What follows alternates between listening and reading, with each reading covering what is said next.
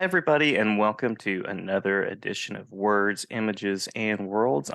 As always, I'm Jason Dehart, and joining me this morning is author and artist Kiku Hughes. Kiku, thank you for joining the podcast and talking with me for a little bit. Hi, thanks for having me. Absolutely, my pleasure. Thank you for saying yes. And thank you also for Displacement, lovely graphic novel that I discovered over the past couple of years. I think, was it a 2020 release? Is that right? It was, yeah, a pandemic book. Yes, yeah. I was doing a lot of reading during the pandemic. I do a lot of reading anytime. And so there are these wonderful books that exist in kind of the mental space in my brain of the Mhm. pandemic, which is it could have been a year or 10 years. It was a very Yeah. strange time, and continues to be in some ways.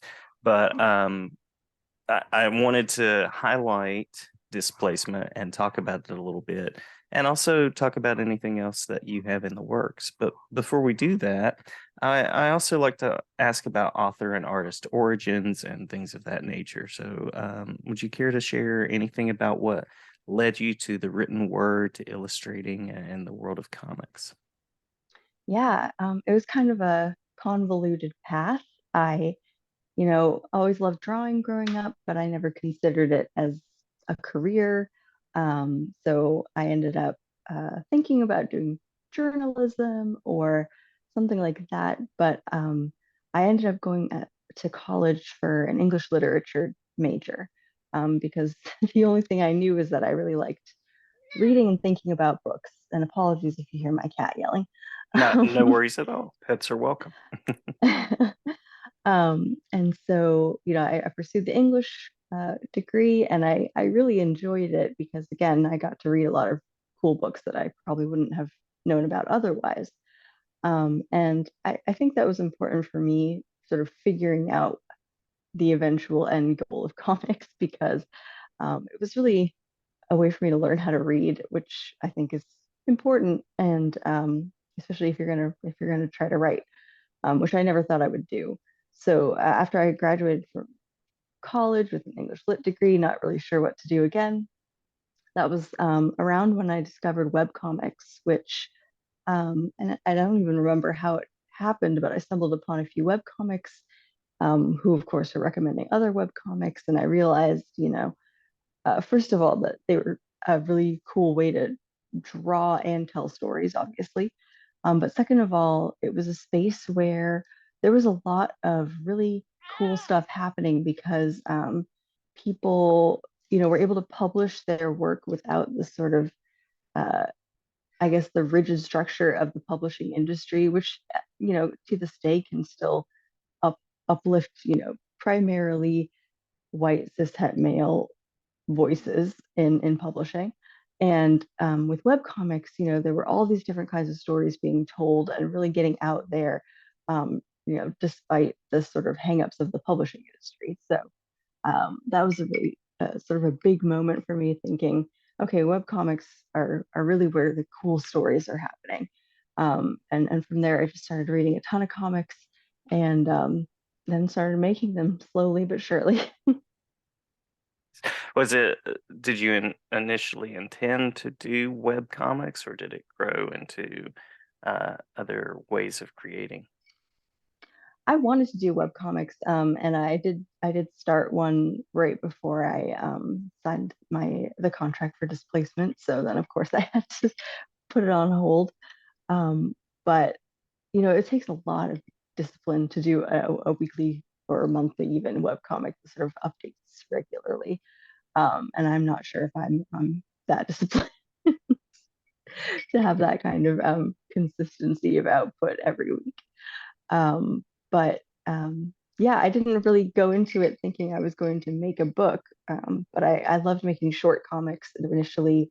So I guess you could call that web comics. I would just make comics that were 4 to 7 to 12 pages and put them online and take them to comic festivals and stuff like that.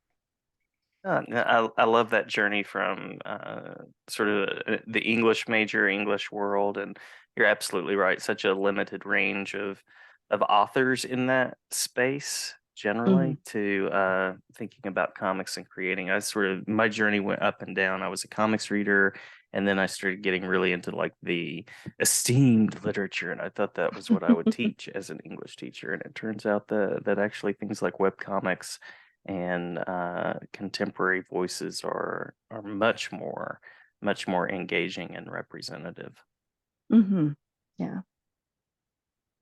So Displacement, wonderful, wonderful graphic novel for folks who haven't read it. I would recommend it for school libraries, classroom libraries, personal reading, and I mean it's sort of a middle grade young adult, but it could also, I mean, adults can enjoy books like yours as well, which I really appreciate. I appreciate that about the flexibility. So I know there are sort of cultural critiques as part of the book. There's a little fantasy that comes in with it, and some really interesting commentary on politics as well. So anything that you would want, I don't want to give away anything about the book that you don't want to, but anything about the book that you would want to share for readers who maybe haven't seen it yet.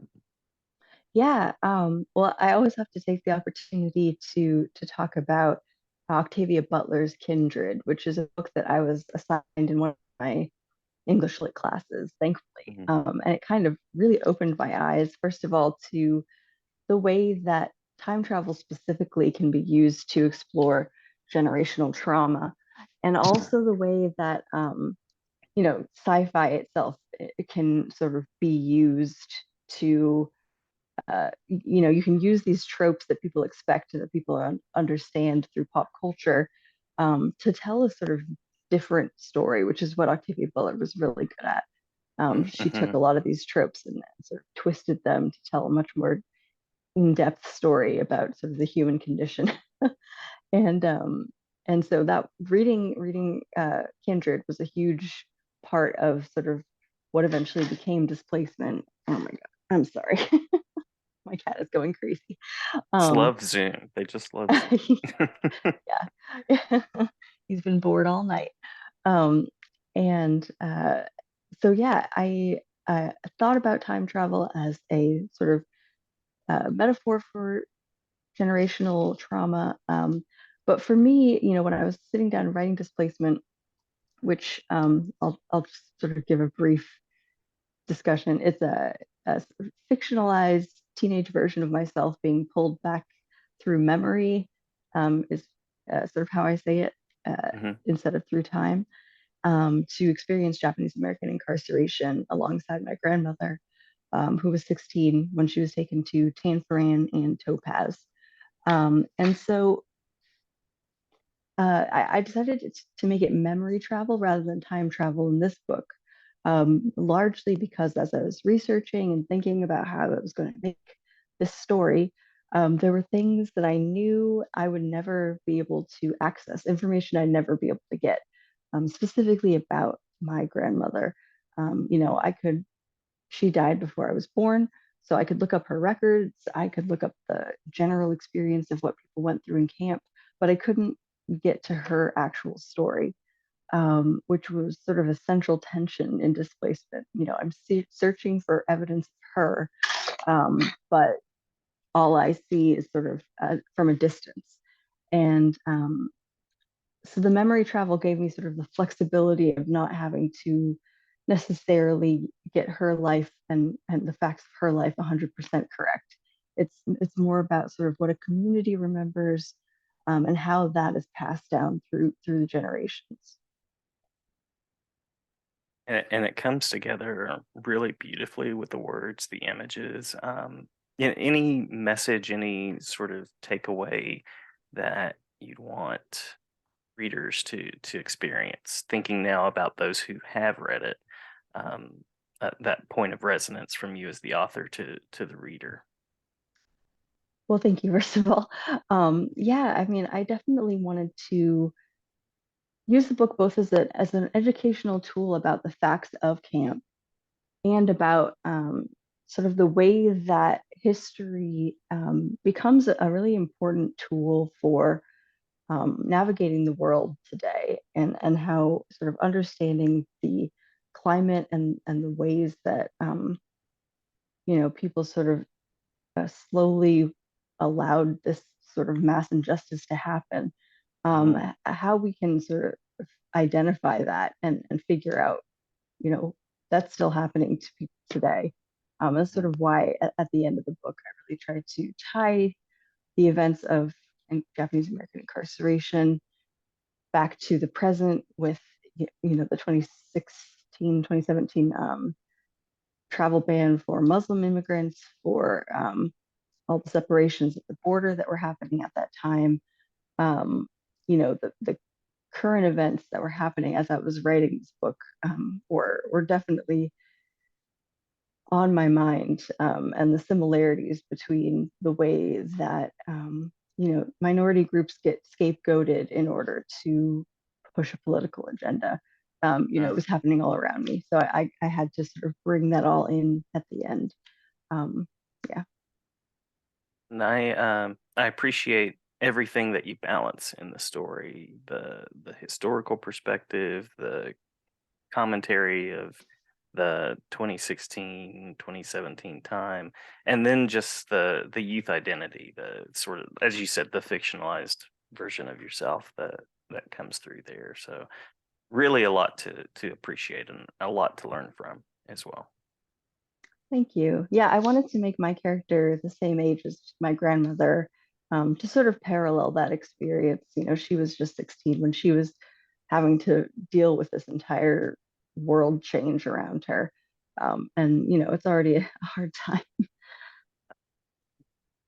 Um, so anything that is currently in the works, or I always like to give folks the chance to share about upcoming events, projects that they're thinking about, or any of that kind of thing for folks like myself that enjoy displacement and are now looking for the next book by you.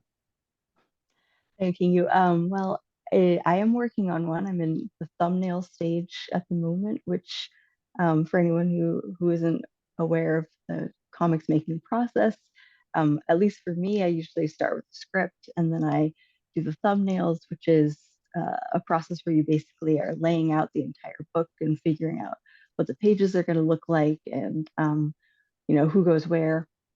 Mm. So that's the sort of nuts and bolts stage that I'm at right now. It's a book Nice. about, it's much more contemporary. It's about, uh, I guess it's about a teenager who sort of finds herself in between friend groups, I guess. It's at a kind of awkward time in her life where she sort of feels like she's outgrown one group of friends, and hasn't met the new group yet. So instead, she sort of focuses her social energy on a digital assistant, sort of like an Alexa, um, that becomes sort of her, uh, I guess, fallback friend, um, which leads to, all kinds of issues of, you know, the tech corporations sort of mediating our relationships, and, whether or not we, I was very careful. I don't want it to be a book about technology being bad. I think technology is great, but I Mm. think the tech corporations and being aware of how much they have an influence on the tech that we rely on is important. So I guess that's my long pitch. Love it, love it. Yeah, looking forward to it, and I enjoy the way you take up ideas in your work. So really looking forward to seeing how that all comes together.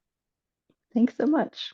Yeah. Thank you for a wonderful talk. Did I miss anything that you want to make sure to share about displacement or comics or anything else before we Yeah, conclude? I'll just say one more thing, and I forgot to mention this earlier, but one of the things that I found really inspiring as I was working on displacement was the discovery of a book called Citizen 13660 by Mine Okubo.